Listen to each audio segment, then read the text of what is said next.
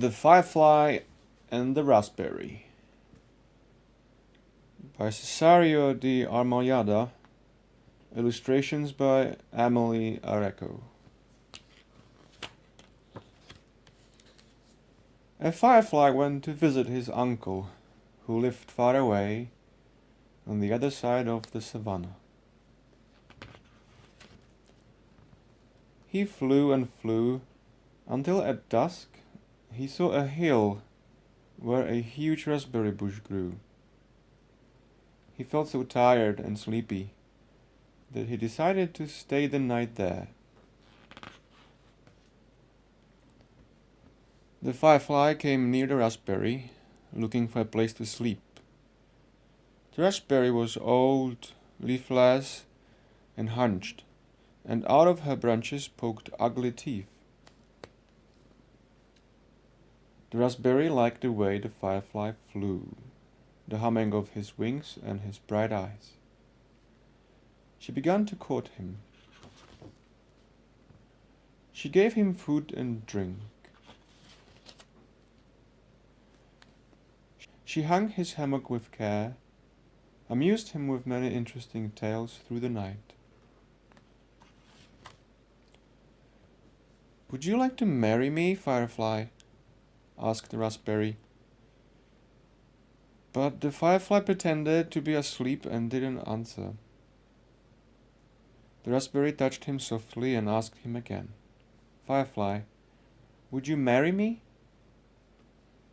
The firefly opened his eyes and answered crossly, "I don't like you, raspberry. You're old, leafless, and hunched, and so ugly. No, I don't want to marry you, raspberry." At dawn, the firefly left the raspberry without a word and went on his way. After a long flight, he arrived at his uncle's house, where he stayed through many cycles of the moon, talking and dancing with his relatives. Then the day came when he began his return journey.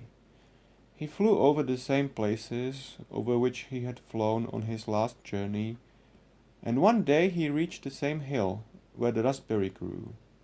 And what a surprise! The raspberry was totally changed. She was young and dressed in new leaves and beautiful flowers. "How beautiful you look, raspberry!" exclaimed the firefly. "You look so pretty in full bloom and with such beautiful flowers. Now I love you very much. Would you marry me?" But the raspberry did not answer. "Raspberry, raspberry, please marry me," begged the firefly. "No, firefly," said the raspberry curtly. "Now I don't want to marry you." And no matter what the firefly said, she paid no more attention to him. "At least, could you tell me how you managed to become so pretty, raspberry?"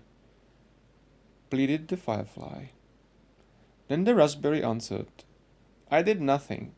Some man hunting nearby set me on fire, and because of the fire I was reborn, became young and beautiful again." "Raspberry, can I become young and beautiful again like you, in the same way?" exclaimed the firefly, all excited. "I don't know," she answered. "Try if you want to, but be careful." Then the firefly saw a fire built by some man nearby. "Now I will become young and handsome like Raspberry too. Maybe she will love me." And without thinking any more, he flew straight into the fire. But as soon as the flames touched and burned him, the firefly took off in a hurry. He flapped his wings to put out the sparks, and rubbed himself against the green grass. The firefly looked at himself and found he was blackened and scorched. Then he saw a small spark still alight on the top of his tail. No matter how he flapped his wings, the spark would not be put out. Very sad and a little embarrassed, the firefly crawled away from the raspberry and went on his way home. Ever since then, all fireflies have a black body and a small light on their tail, and they cannot resist flying straight into fire whenever they see one at night.